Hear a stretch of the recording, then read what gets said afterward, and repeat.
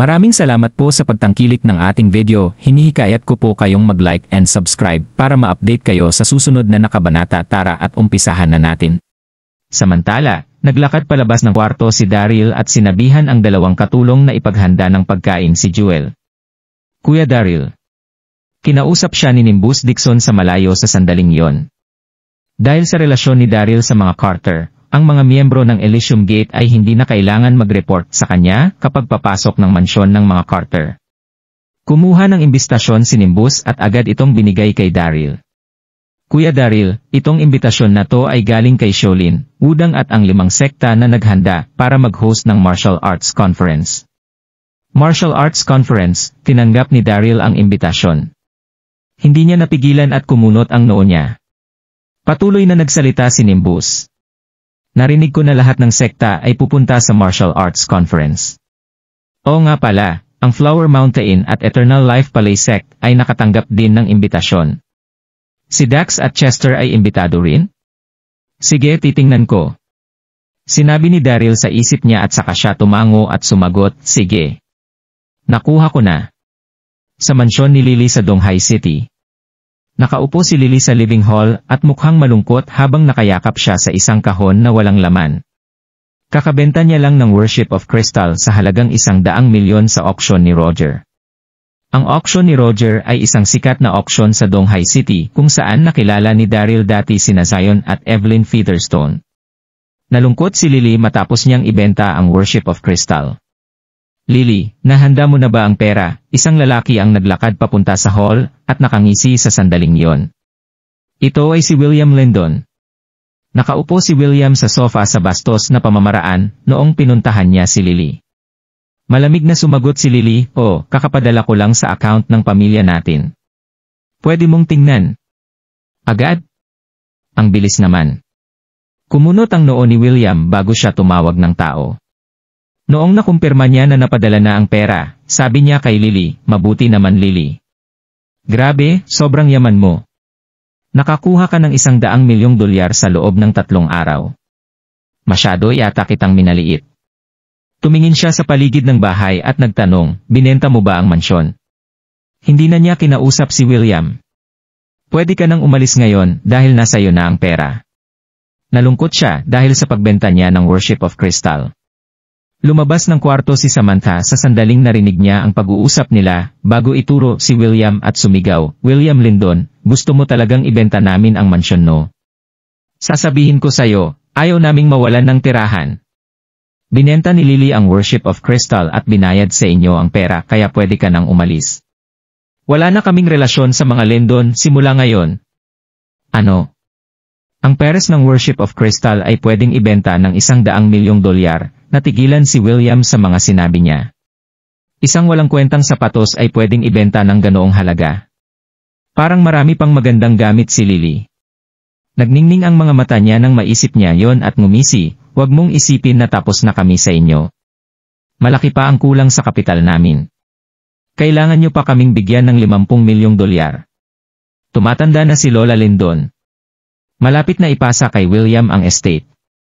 Mas magiging masaya siya kapag mas maraming pera ang makuha ng pamilya niya, kaya kailangan niyang nakawan ang mag-ina.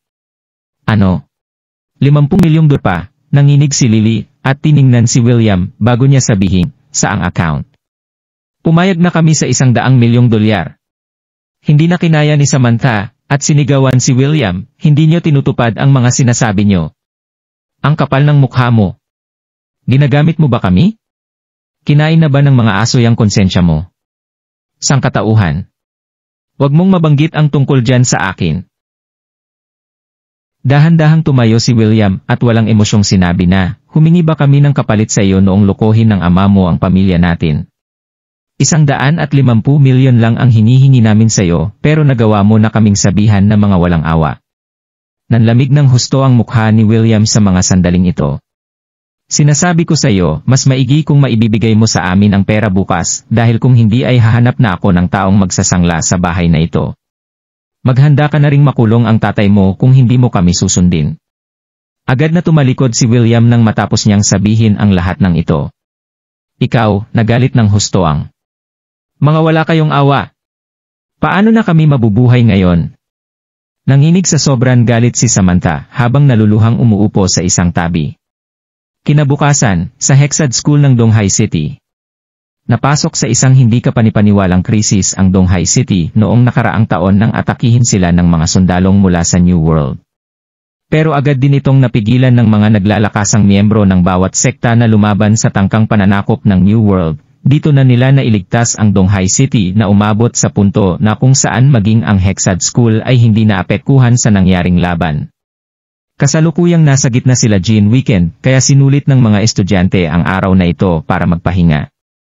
Pero mapapansin ang pagiging aktibo ngayon ng main hall ng Hexad School. 2 araw na ang nakalilipas mula noong kumalat ang balita sa buong martial arts community na magsasagawa ng isang martial arts conference, ang parehong Wudang at Shaolin na nangunguna sa 5 mga sekta sa Hexad School ngayong araw. Natuto na ng mahalagang leksyon ang 5 mga sekta mula noong atakihin sila ng New World. Halos mapasakamay na ng kanilang mga kalaban ang Donghai City dahil sa kawalan ng pagkakaisa sa pagitan ng mga sekta na sinabayan pa ng kawalan ng taong nagbibigay ng utos para sa lahat. Kaya naghanda ang 5 mga sekta na puwersahang makipag-alyansa at magimbita ng iba pang mga maliliit na sekta dahil sa pamamagitan lamang ng pagkakaisa sila makakapaghanda sa susunod na pag-ataking gagawin ng New World. Naroroon na ang halos lahat ng mga sekta nang sumugod sina Daryl at ang kanyang mga kinakapatid papasok sa hall. Makikita sa gitna ng hall ang isang malaking stage na pinapaligiran ng 12 ng mga upuan na maaari lamang upuan ng mga sect master.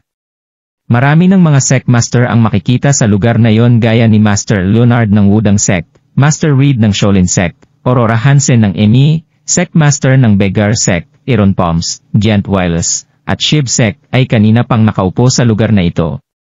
Makikita naman sa ilalim ng stage ang libong mga tao na nakaupo na parang dagat na kulay itim dahil sa suot nilang mga damit na kumakatawan sa pagiging elite nila sa kani-kanilang mga sekta. Makapigil hininga ang tanawing ito kung titingnan mula sa malayo. Tumayo ang ibang mga sect master sa stage, ngumiti at bumati nang pumasok sina Daryl, Dax at Chester sa hall. Mabuti naman at walang masamang nangyari sa inyo, Master Darby. 1 taon na rin tayong hindi nakita pero ganyan ka pa rin talaga kasigla.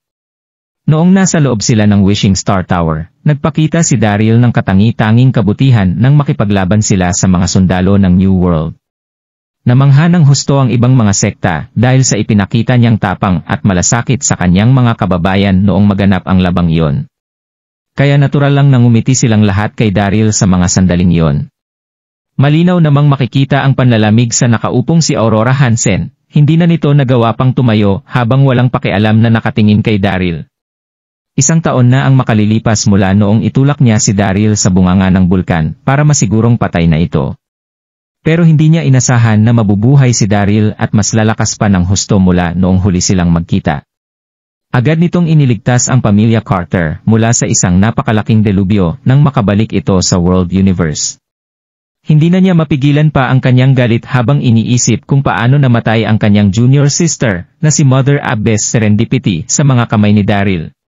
Pero ang pangunahing pakay ng ginaganap na martial arts conference ngayong araw ay ang seguridad ng World Universe, kaya kinakailangang tiisin ni Aurora ang galit sa kanyang dibdib. Ngumiti si Daryl at nakipagpalitan ng pagbati sa iba't ibang mga sect master bago magpunta sa stage at umupo sa kanyang upuan. Umupo naman sina Dax at Chester sa kanyang tabi. Ang tatlong ito ay parang mga dahong nagmula sa iisang puno kaya natural lang na umupo ang mga ito ng magkakatabi. Nang biglang maramdaman ni Daryl ang nanlalamig na mga tingin ni Aurora nang magtama ang kanilang mga paningin.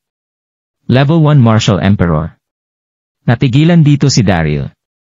Isa palang martial saint si Aurora noong huli sila nitong magkita.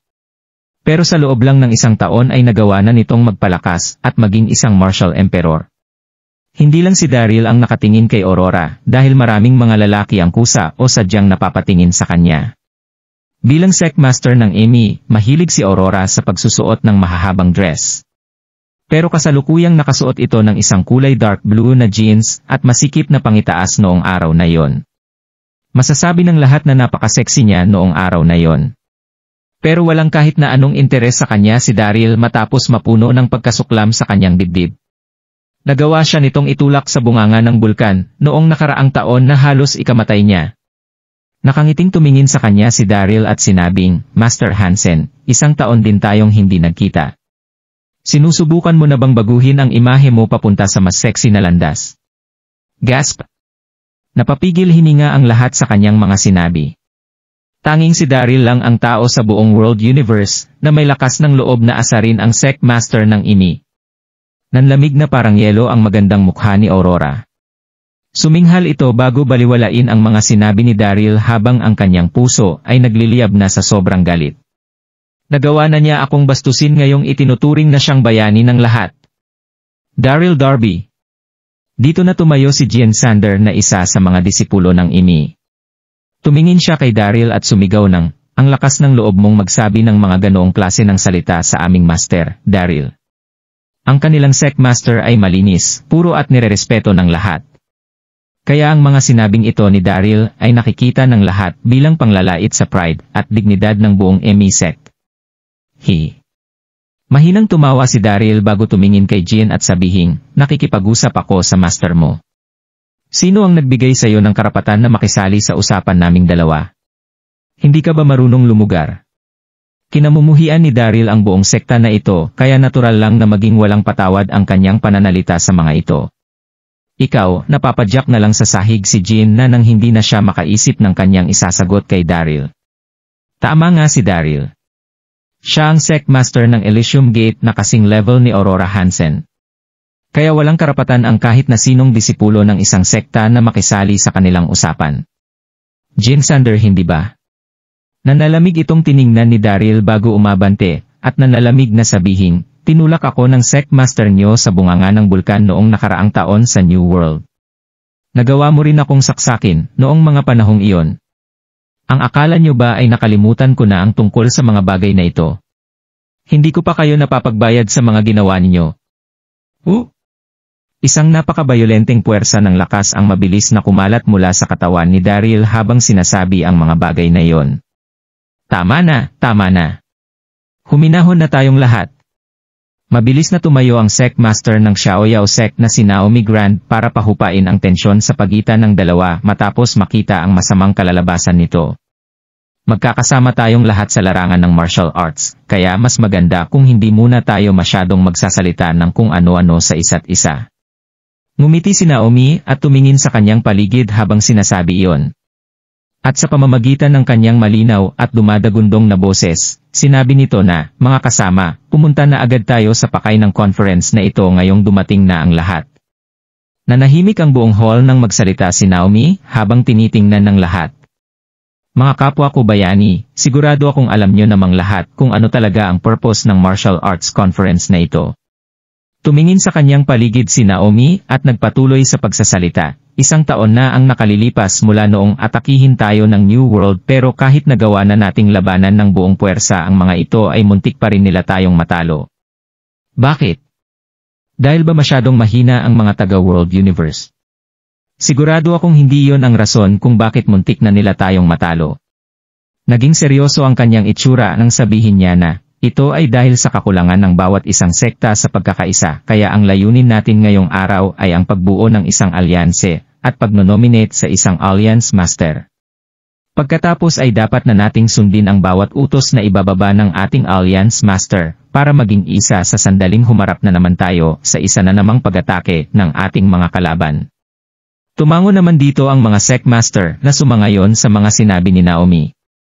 Tama nga siya. Ang buong martial arts community ay para ng isang pamilya sa sandaling makapagtalaga sila ng isang Alliance Master. At sa sandaling magawang magkaisa ng World Universe at bumuo ng isang alliance, hindi na nila kakailanganin pang matakot sa New World. Isa itong magandang balita para sa kanilang lahat. Ngumiti rito si Naomi at nagpatuloy sa pagsasalita, ang itatalagang Alliance Master ay hindi lang dapat malakas dahil kailangan din nito na magkaroon ng integridad at tanglay na talento para magawa niya tayong ilagay sa tamang landas. Maaari nyo nang isigaw ang sinumang perpektong Alliance Master sa inyong mga puso. Gasp! Agad na umingay ang mga tao sa paligid matapos magsimulang mag-usap-usap ng malakas. Hindi na natin kailangan pang mag-usap. Dahil dapat lang na si Sect Master Endless ng Shaolin Sect ang maging Alliance Master. Ang aming sect master sa Wudang ang pinakanirespeto sa larangan ng martial arts. Kaya dapat lang na siya ang maging Alliance Master. Dito na sumigaw ang bawat isang disipulo para i-nominate ang kani-kanilang mga sect master.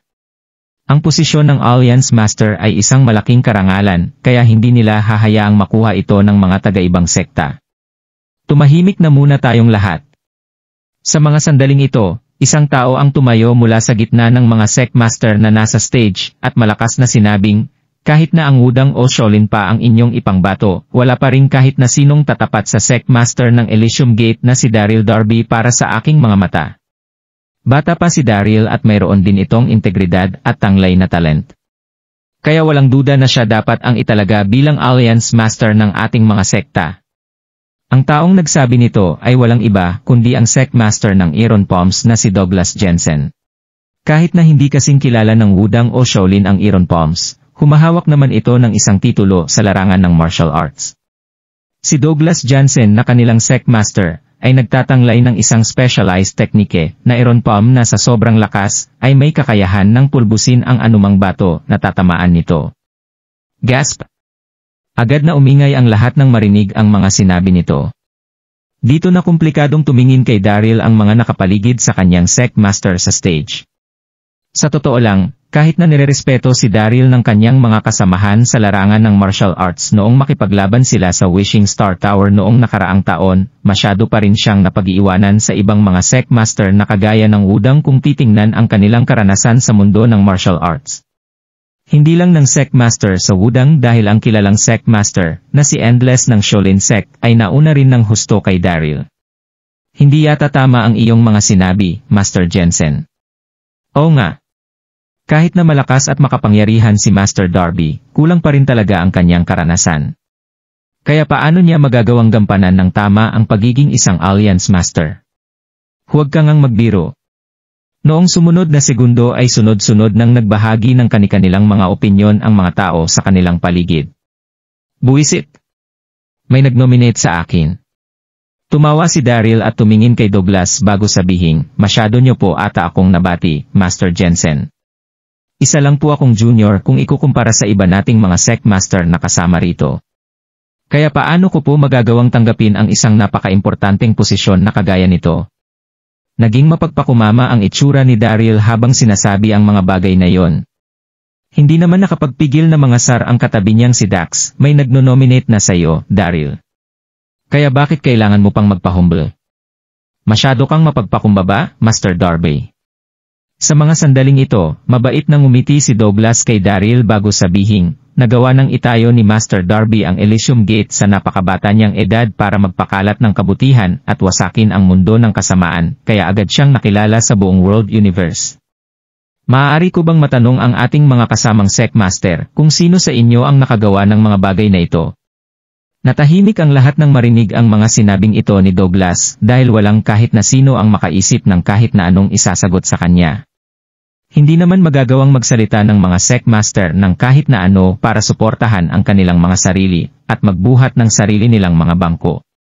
Matapos ang ilang segundo, tumayo ang isa sa mga disipulo ng Wudang na nagsabi ng, kahit na nagpakalat ng kabutihan ang Elysium sect na siyang sumira rin sa mundo ng kasamaan sa buong world universe, ginagawa rin ito ng iba't ibang sekta para makabuo ng mas magandang martial arts community.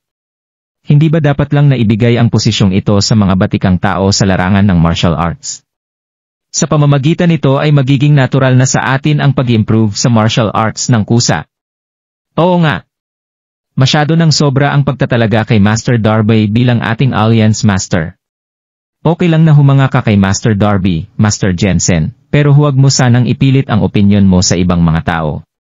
Nagiging puwersahan lang kasi rito ang botohang nagagana para sa una nating magiging Alliance Master. Hindi naman sa minamaliit ng mga disipulong iyon si Daryl nang sabihin nila ang mga bagay na ito dahil gusto lang nila itong ipaintindi kay Douglas, kaya natural lang din kay Daryl na huwag pansinin ang mga ito.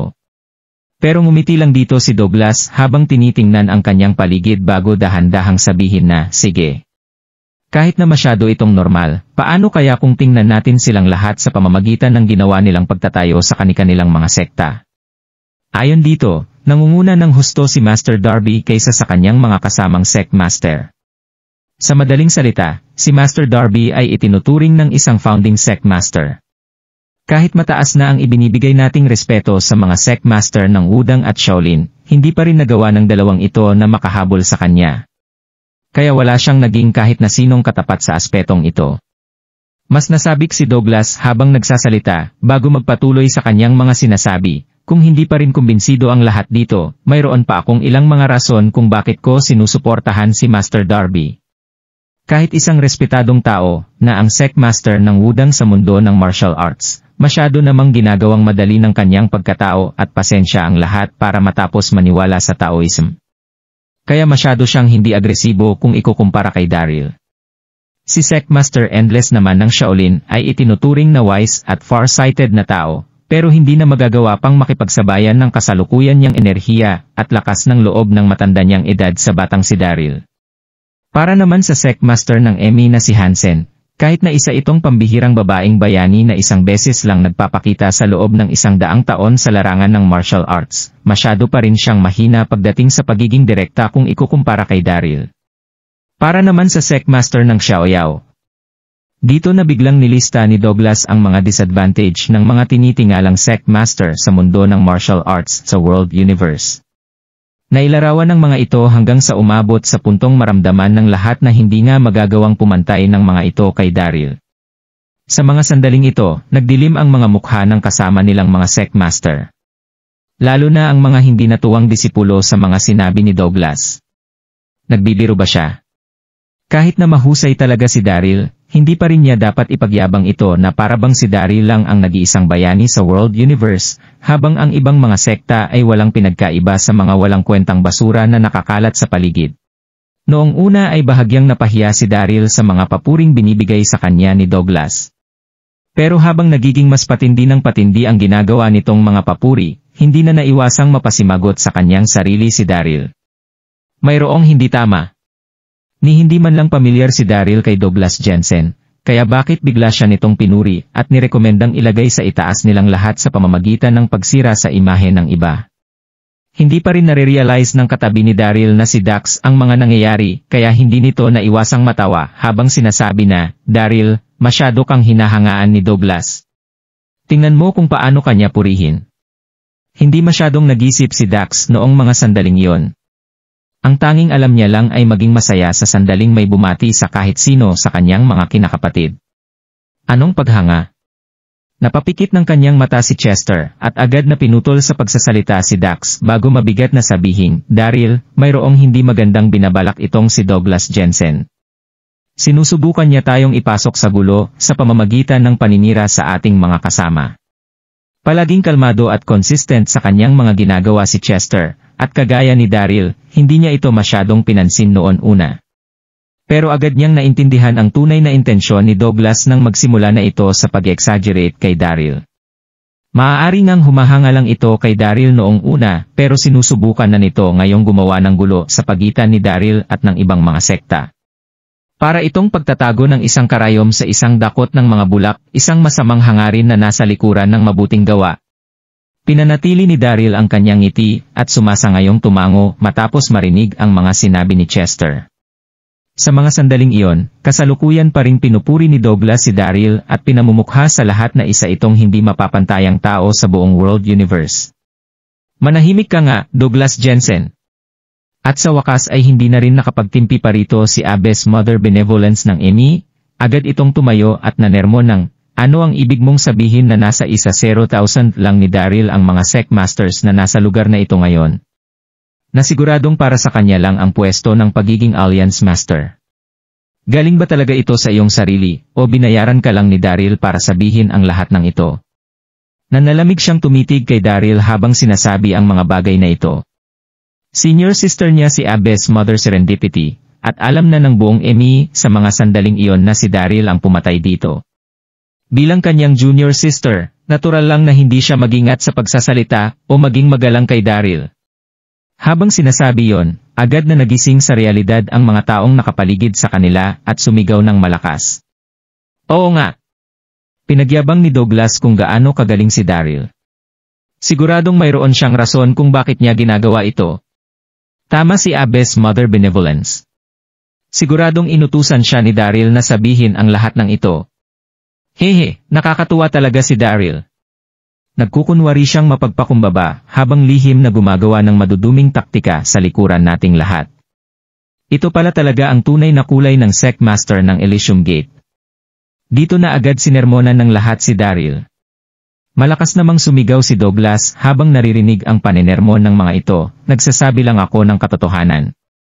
Naiinggit lang kayong lahat kay Master Daryl dahil walang kwenta ang inyong mga sekta kung ikukumpara sa sekta ni Master Darby.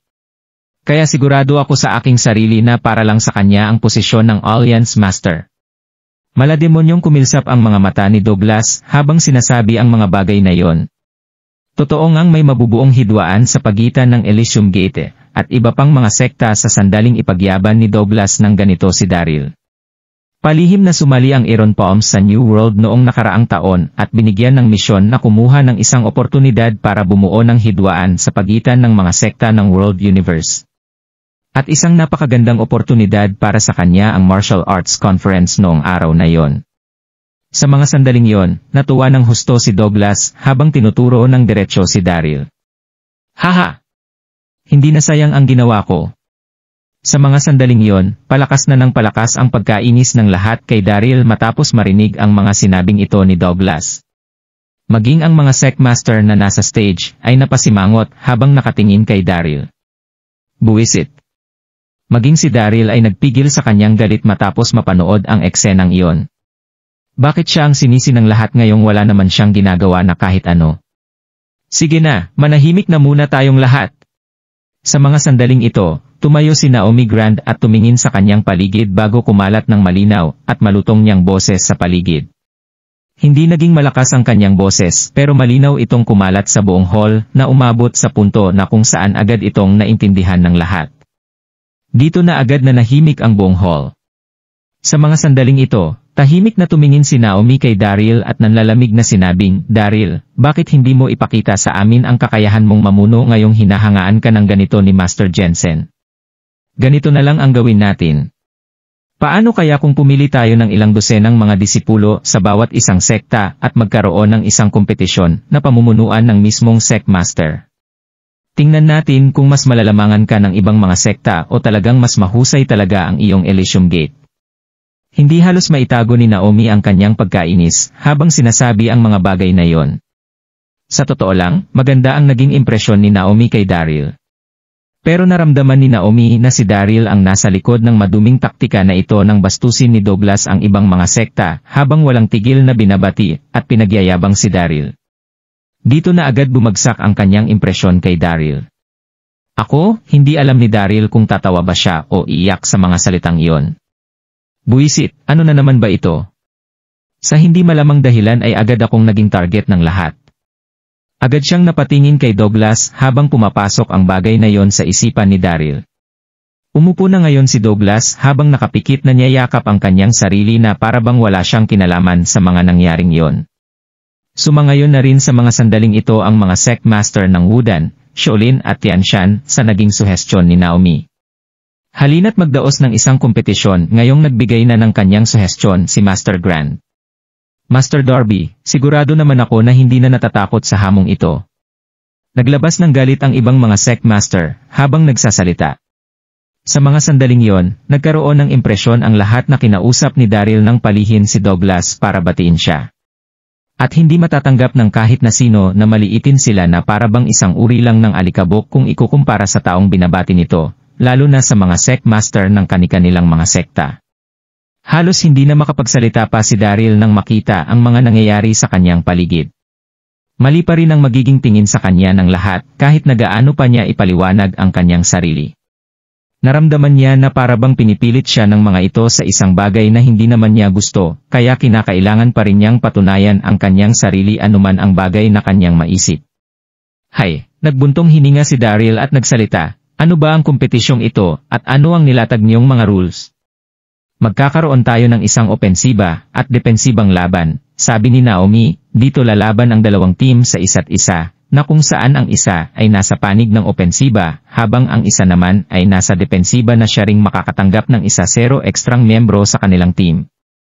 Sa sandaling masira ng opensibang team ang formation ng depensibang team sa loob ng 1-0 minuto, agad na idedeklara ang pagkapanalo ng opensibang team at vice versa. Mauuna ang Xiaoyao na humarap sa Elysium Gate.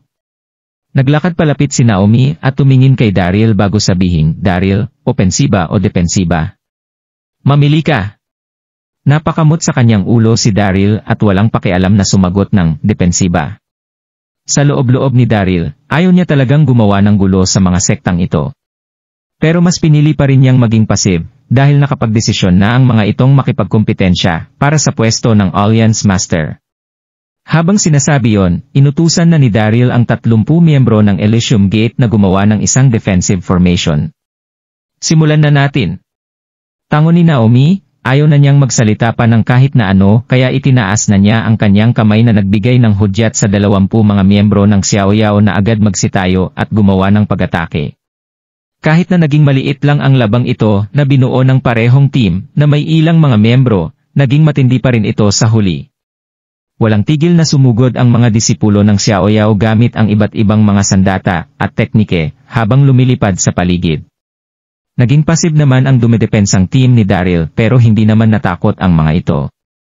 Nitong nakaraang taon ay nagawa ng i-master at ma-familiarize ni Daryl ang kanyang sarili sa Beiki formation na umabot sa punto na kung saan ay nagawa na niya itong perpektuhin. Sa mga sandaling ito ay hindi na nagawa pang makaalis ng Xiaoyao sect sa ginawa niyang defensive formation. Parang isang iglap na lumipas ang 10 minuto. Mas naging malakas ang hindi mapapantayang depensa na ginawa ng Elysium Gate, kaya hindi ito magawang sirain ng Xiaoyao kahit na anong subok pa ng mga ito. Malinaw na nakita ng lahat ang landslide na pagkatalo ng Xiaoyao. Sa mga sandaling yon, napakagat sa kanyang labi si Naomi habang hindi maiwasang napapatingin kay Daryl at sinasabing, natalo ang Xiaoyao sa round na ito. Naging maganda nga ang pamumunong ipinakita rito ni Master Darby. Kahit na isa siyang babae, buong puso pa rin niyang tinanggap ang kanyang pagkatalo. Ano? Nanalo ng ganoon kadali ang Elysium Gate. Dito na biglang nagulat ang mga tao sa kanilang paligid. Sa mga sandaling ito, mapait nang ngumiti si Daryl at tumango kay Naomi bago tingnan ang kanyang paligid at sabihin, "Sinong sect master ang gustong sumubok sa akin?" Wala na siyang magagawa kundi tumuloy ngayong sinimulan na nila ito. Naroroon na rin si Daryl kaya sigurado na rin siya sa kanyang sarili na ipagpatuloy ang kompetisyon. Nang sabihin niya yon, agad na nagtinginan ang mga sect master bago tumayo ang sect master ng Tianshan sect at sabihin, "Susubukan ko ito." Nagsimula na itong maghanda para mamili ng kanyang mga disipulo matapos sabihin yon. Isa nga talagang talentadong commander at general si Master Darby. Sa mga sandaling ito, muling sumigaw ang punong-puno ng paghanga at papuring si Douglas, "Mukhang kailangan nyo nang itigil ito. Dahil sigurado ako na hindi nyo pa rin mapapantayan si Master Darby kahit na magsama-sama pa kayong sumugod kasama ang inyong mga disipulo." Habang sinasabi ang mga bagay na yon, nakaka-flatter na tumingin si Douglas kay Daryl at sinabing, "Hindi ba, Master Darby? Buwisit." Pinapalaki na naman ng taong ito ang gulong sinimulan niya. Agad na bumagsak ang mukha ni Daryl pero hindi na niya nagawa pang mag-react sa harap ng maraming tao. Pinupuri pa rin naman siya ni Douglas kaya maaaring masira ang kanyang reputasyon sa sandaling sermonan niya ito. Pero walang pakialam sa Dax tungkol sa bagay na ito matapos sabihin sa kanya ni Chester ang ginagawang pagbibigay ni Douglas ng problema kay Daryl. Dito na hinampas ni Douglas ang lamesa nang marinig niya ang muling pagpuri ni Douglas kay Daryl at sinabing, "Buwisit ka, Douglas Jensen. Manahimik ka ng hayop ka. Hindi ikaw ang magsasabi kung paano sila magkakaroon ng kompetisyon kundi sila. Ilang libong taon nang nakatayo ang ilan sa mga sekta rito, kaya bakit mo sila nagawang tawagin na walang mga kwenta? Walang problema kung pupurihin mo si Daryl pero huwag ka nang gumawa ng gulo sa ibang mga sekta. Ako na mismo ang hihiwa sa iyo sa sandaling gumawa ka pa ng isang papuri." Agad na napaatras si Douglas habang umiiwas sa pagtingin sa mga mata ni Dax. Dito na napalundag ang sect master ng Tianshan sect papunta sa harapan ni Daryl mula sa ilalim ng stage, bago sumisinghal na sinasabing, "Master Darby, sinabi ni Douglas na hindi ka matatakot kahit na atakihin ka pa ng mga disipulo ng lahat ng sekta rito ng sabay-sabay." Habang sinasabi ang mga bagay na yon, nagngit-ngit ang kanyang mga ngipin habang tumitingin sa kanyang paligid. Mga kapwa ko Sect Master, halina't sumugod tayo ng iisa kung ganoon. Tingnan natin kung ano ang ating matututunan mula kay Master Darby. Tingnan natin kung gaano nga ba siya kagaling sa defensive formations. Habang sinasabi ang bagay na yon, agad na tumama ang naiinis na tingin ng ibang mga Sect Master kay Daryl. Nagbuntong hininga ang Sect Master ng Wudang at dahan-dahang naglakad palapit bago sabihin. Kung ganoon ay sasali ang Wudang dito. Ganoon din ang Mountain Peak. Gusto ring makita ng Shaolin ang talento niya pagdating sa mga formation. Nang biglang magsitayo ang lahat ng mga Sect Master para ipahayag ang kanilang mga opinyon. Masyado nang arogante si Daryl para sa kanilang mga mata. Nakapili na ang bawat Sect Master ng kani-kanilang mga disipulo nang sabihin nila ang mga salitang iyon. At sa loob nisang iglap ay tumayo ang ilang libong tao na binuo ng iba't ibang mga sekta sa harapan ni Daryl at ng ilang dosena niyang mga disipulo. Masyado nang malaki ang pagitan sa gitna ng team na binubuo ng ilang libong miyembro at ng team na binubuo lang ng ilang dosenang miyembro. Mayroon pa rin siyempreng mga sekta na hindi sumali rito, gaya ng Emi Sect. Masyadong nanlalamig at puno ng pride si Aurora Hansen. Kaya naramdaman niya na maaaring ikasira ng reputasyong mayroon ang Emi Sect ang pagsali nila sa mga sektang iyon. Kahit na hindi natutuwa si Aurora kay Daryl, hindi pa rin siya naniniwala na magagawang tapatan ni Daryl ang ganoon karaming bilang ng mga cultivator. Kaya wala nang magiging epekto ang pagsali sa mga ito ng Emi. Dahil siguradong matatalo ng mga ito si Daryl. Ako. Hindi alam ni Daryl kung matatawa ba siya o maiiyak sa harap ng ilang libong mga tao. Gusto lang talaga niyang ipaliwanag ang kanyang sarili, isa ang kanyang iniisip sa mga bagay na sinabi ni Douglas Jensen na nagsimula ng gulo ng siraan nito ang ibang mga sect leader. Pero alam din ni Daryl na walang point ang pag-explain sa mga sandaling ito dahil tumatak na sa puso ng mga Sect Master ang pagiging tauhan ni Douglas kay Daryl. Parehong tumingin sa isa't isa sina Dax at Chester habang nakakaramdam ng matinding pagkabahala sa mga nangyayari. Hindi ito tama. Hindi maiwasang sigaw ni Chester, malinaw na sinabi sa rules na paisa-isang team ang gagawing paglaban ni Daryl sa inyo, pero agad nyo pa ring naisip na pagkaisahan siya. Hindi nyo ba naiisip na labag ang bagay na yan sa nilatag nyong rules? Dito na sinuportahan ni Dax ang kanyang mga sinabi at sumigaw ng, "Oo nga. Kung gusto nyo talagang lumaban ng ganyan, sasali na rin sa panig ni Daryl ang Flower Mountain at Eternal Life Palace. Tutulong kami sa depensa ng kapatid naming si Daryl." Agad na pumait ang mukha ni Douglas habang nagkukunwaring sumisigaw ng, "Master Wilson, mukhang sinisisi mo pa ako sa pananakit kay Master Darby gamit ang aking mga salita. Mataas lang talaga ang confidence ko sa kanya, okay? Bilang kanyang mga kinakapatid, wala ba kayong tiwala sa kanya? Hayop ka!" Turo ng sumisigaw na si Dax kay Douglas. At pagkatapos ay tiningnan na niya ang paligid at sumigaw ng, "Mga mangmang kayong lahat! Wala kaming interes ni na Daryl sa posisyon ng Alliance Master. Daryl, Chester, halika na." Dax. Huminga ng malalim si Daryl at mapait na sinabing, "Kinakailangan ko itong subukan ngayong gusto na akong hamunin ng mga kasama nating Sect Master." Ayaw ni Daryl talagang maging isang Alliance Master noong una. Pero napag-isipan na rin niya ang bagay na ito at na-realize ang napaka-importanteng role ng Alliance Master sa World Universe. Kaya mas maigi kung isang bayani ang makakakuha sa posisyong ito. Ano na lang ang mangyayari sa World Universe kung isa sa mga hawak ng New World ang maging una nilang Alliance Master. Kaya napagdesisyonan ni Daryl na makipaglaban at maging isang Alliance Master. Agad na nagulat ang lahat sa mga sandaling ito. Nagawa talagang tanggapin ni Daryl ang hamong ito ng mga Sect Master. Ang lakas ng loob niya. Hindi naman na nagsalita ng kahit ano ang mga sekta ng Wudang at Shaolin. Mga disipulo ng Wudang, sugod. Mga disipulo ng Shaolin, halina't umatake. Mga disipulo ng Chanshan. Agad na sumugod ang mga disipulo ng ilang mga sekta kay Daryl na parang isang napakalaking alon matapos utusan ng kani-kanilang mga Sect Master. Isa itong eksena kung saan makikita ang pagsugod ng ilang libong tao sa ilang dosenang tao na nasa gitna ng Hexad. Isa itong kagulat-gulat na eksena para sa lahat. Ngumiti naman si Daryl habang tinitingnan ang pagsugod ng ilang libong tao sa kanya. Matapos ang ilang segundo ay nagbigay na siya ng instruction sa ilang dosena niyang mga disipulo. Kayong apat, humakbang kayo ng 5 beses papunta sa southeast. Ang ilan naman sa inyo ay humakbang ng 2 beses paatras sa northwest. Para naman sa mga natitira sa inyo, gumawa kayo ng 2 hakbang papunta sa gitna. Hindi nagmadali si Daryl nang sabihin niya iyon, at sa halip ay nagawa pang sabihin ng mabagal ang kanyang mga utos.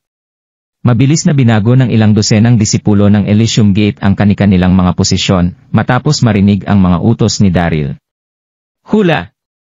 Sa mga sandaling ito ay nagawa ng sumugod at mapaligiran ng ilang libong mga disipulo ng iba't ibang sekta ang mga disipulo ng Elysium Gate.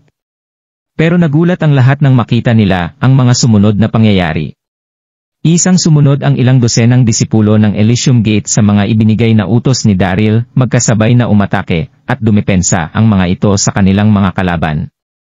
Ang kanilang naging depensa ay parang naging isang dambuhalang pader na gawa sa tanso nang mabuo nila ang formation at hindi matibag-tibag ng ilang libong disipulo na sumugod sa kanila.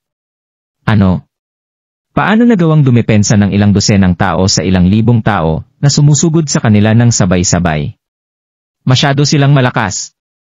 Agad namang nanlambot na parang spaghetti ang mga binti ni Aurora Hansen. Natigilan siya nang makita niya ang ginagawang iyon ni Daryl. Sa mga sandaling iyon ay nakita niya kung paano labanan ng mga disipulo ng Elysium Gate ang mga bihasang disipulo ng iba't ibang sekta habang napapakagat sa kanyang labi at nanginginig sa kanyang kinatatayuan. Binuo lang ng ilang dosenang tao ang Elysium Gate. Pero hindi pa rin nagawang wasakin ng ilang libong tao na umaatek ng sabay-sabay ang kanilang formation. Ito. Tumingin sa isa't isa ang mga bihasang disipulo ng iba't ibang sekta bago nila tiningnan nang hindi makapaniwala si Daryl. 8 Directions Eskawa Formation ang formation na ginamit ni Daryl sa mga sandaling ito. Isa ito sa mga komplikadong formation na kanyang natutunan sa Baiki Formations Manual. Ang 8 Directions Eskawa Dragon Formation ay binuo ng Slaughter God na si Baiki na kung saan nagawang paligiran ng isang hukbo na binubuo ng 100,000 mga sundalo ang 1,000 niyang mga sundalo. Sinasabi nila na isa raw napakalakas na formation ng 8 Directions, Eskawa Dragon Formation, dahil hindi ito magagawang masira ng kahit na gaano kalaking hukbo na susugod sa sinumang gagamit nito. Mas tumindi ng tumindi ang pagkaalarma ng mga tao sa paligid habang pinapanood ng husto ang mga nangyayari. Ginamit na ng bawat isang sekta ang bawat teknike na kanilang natutunan, pero hindi pa rin nila nagawang wasakin ang depensang binuo ng Elysium Gate. Tumigil na tayo. Hindi na natin kailangan pang makipagpaliksahan sa puntong ito. Sa mga sandaling iyon, ginamit na ng Secmaster ng Shaolin Sect ang kanyang energy field habang lumalabas ang malalim na boses mula sa kanyang bibig. Dito na tuluyang huminto ang parehong offensive at defensive team. Hindi halos maitago ng Secmaster na si Endless ang kanyang pagkasabik habang sinasaluduhan si Daryl gamit ang kanyang kamao at palad bago sabihin, alam nga talaga ni Master Darby kung paano gagamitin ng maayos ang kanyang hukbo. Kaya kumbinsido na ako ngayon sa nominasyon mo para sa posisyon ng Alliance Master. Wala na akong masasabi pa na kahit ano sa iyong ipinakita. Sa mga sandaling yon, buong puso na nagsalita si Secmaster Endless kay Daryl. Lumapit din ang Secmaster ng wudang kay Daryl at buong galang na sinabing, namangha at nagulat ako sa iyong nakita. Isa ka nga talagang master ng Art of War, Master Darby. Wala na akong masasabi pa sa iyo. Kumbinsidong-kumbinsido na ako sa nominasyon mo sa posisyon ng Alliance Master. Congratulations Master Darby. Est Alliance Master Darby.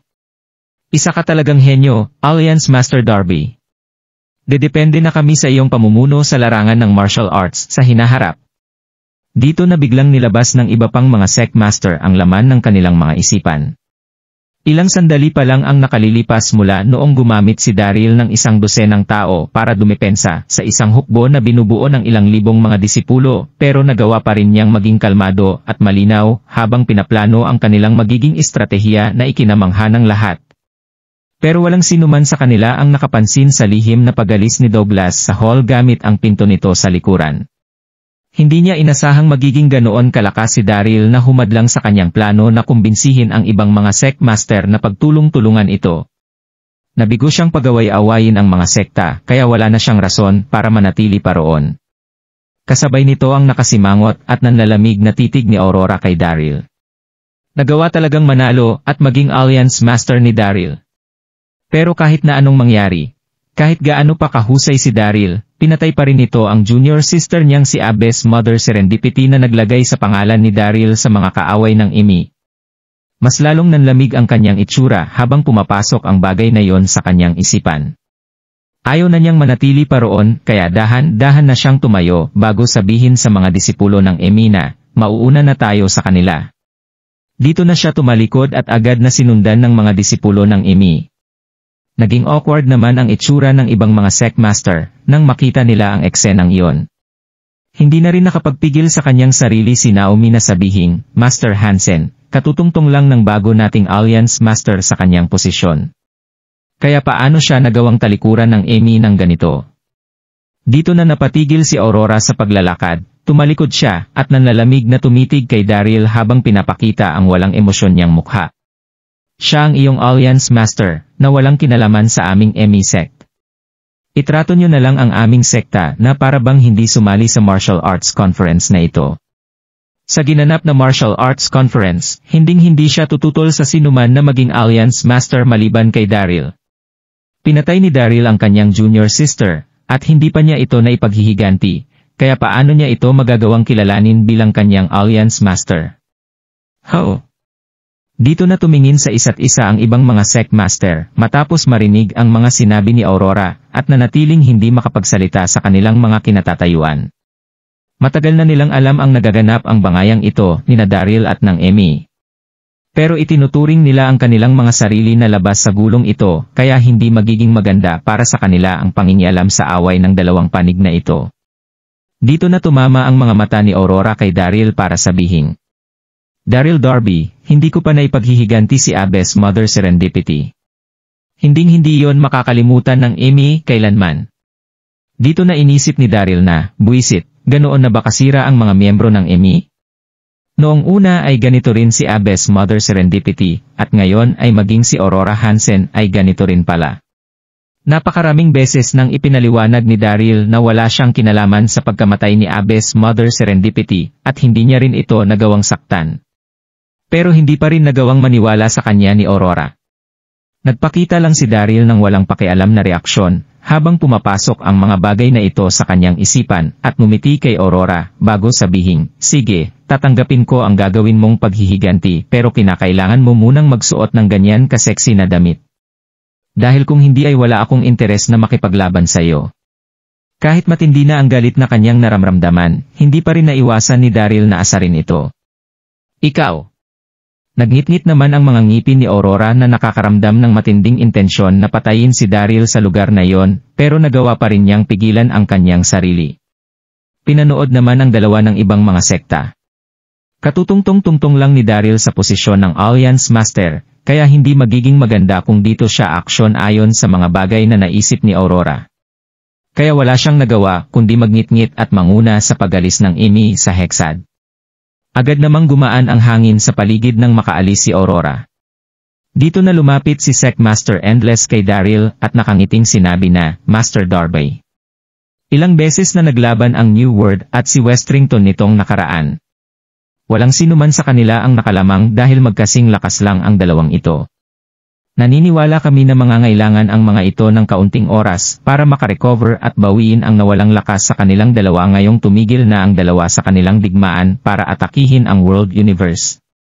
Pakiusap, sabihin mo sa amin kung ano ang aming gagawin para labanan ang mga ito. Oo. Bigyan mo kami ng kaunting advice. Oo nga. Matagal-tagal na rin tayong minamanmanan ng New World kaya maaari na nila tayong atakihin anumang oras. Ano na ang dapat nating gawin?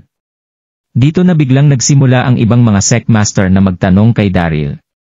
Ito, hayaan niyo muna akong mag-isip. Kamot ni Daryl sa kanyang ulo, habang makikita ang pait sa kanyang mukha. Buwisit. Kahit na isang napakalaking karangalan ang pagiging isang Alliance Master, hindi pa rin ito maganda.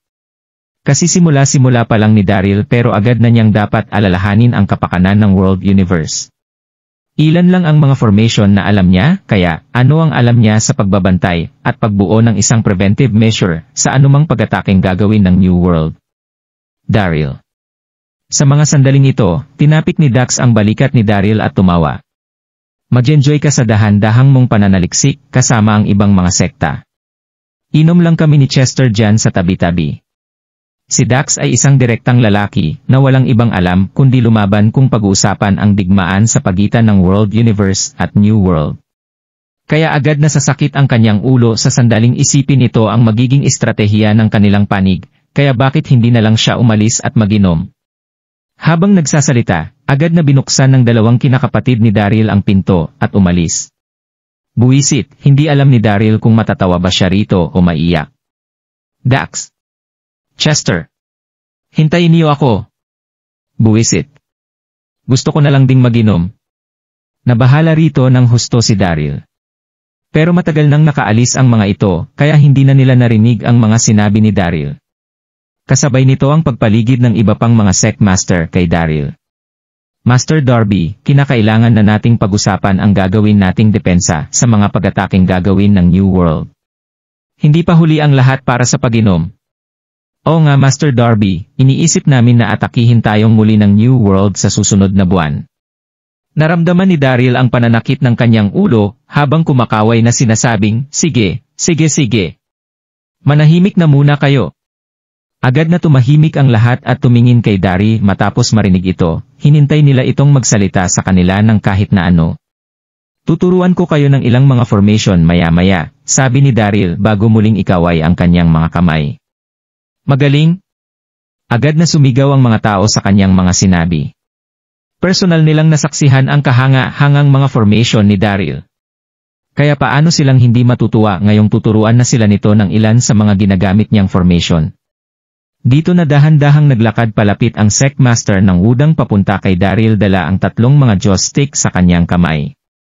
Humakbang siya ng isa pa abante at sinabing, Master Daryl, mamaya nyo na po ituro sa amin ang mga nalalaman ninyong formation, kinakailangan mo na po munang manumpa sa harap namin ngayon. Matagal na rin hindi nagkaroon ng Alliance Master ang World Universe.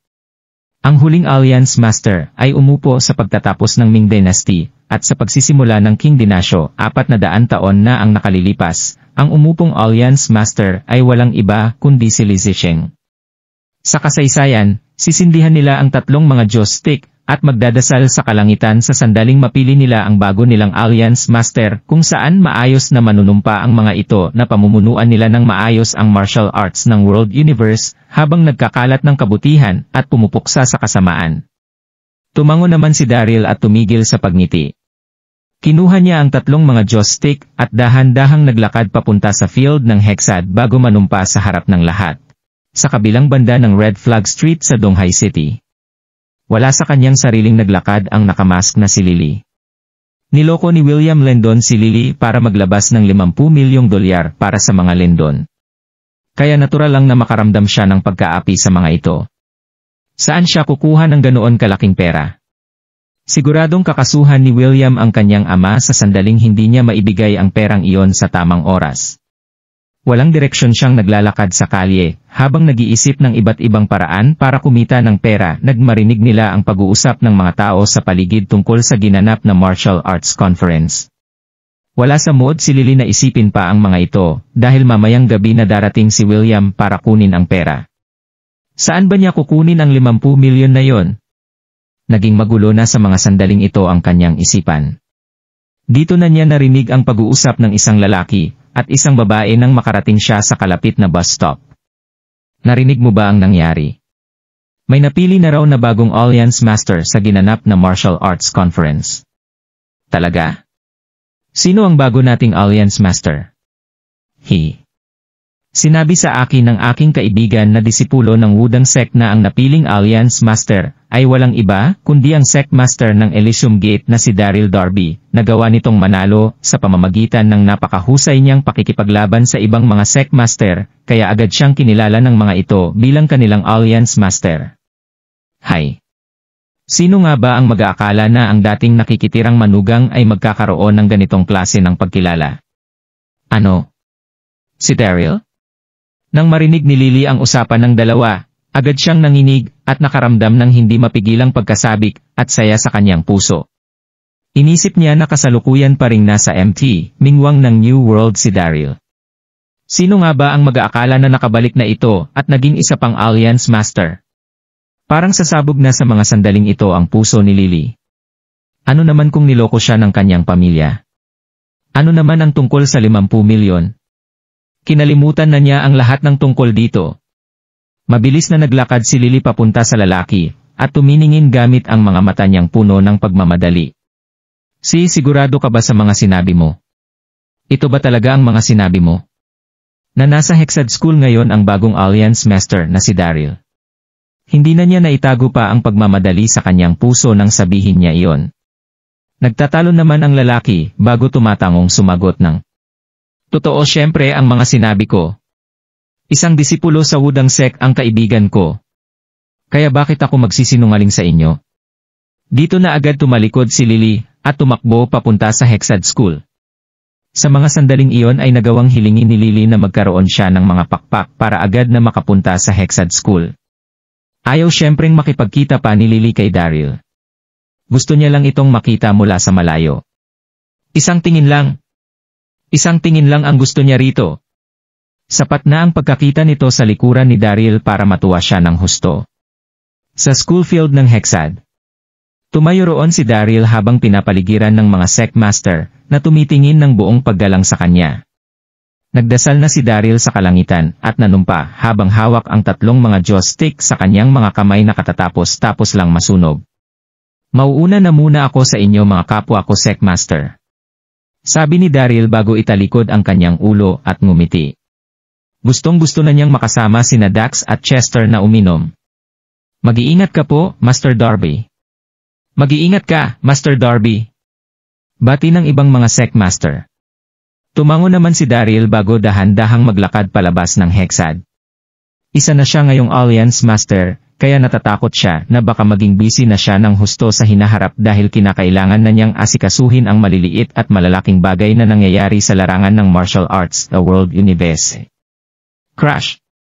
Nang makarating siya sa main entrance ng school, nakita ni Daryl ang isang payat na imahe ng taong naglalakad ng mabilis papasok sa Hexad, kaya hindi na niya siya nakaiwas pa, at tuluyang bumangga sa taong iyon. Buwisit! Sino naman itong taong ito na nagmamadaling naglakad papunta sa Hexad? Bulong ni Daryl sa kanyang puso. Kakausapin na sana niya ang taong iyon nang makita niya kung sino talaga ito, dito na siya natigilan sa kanyang kinatatayuan. Kung nagustuhan mo ang mga ganitong video, huwag mong kalimutan mag-like and subscribe. Panoorin mo na rin ang mga naunang kabanata para lalong maubos ang oras mo.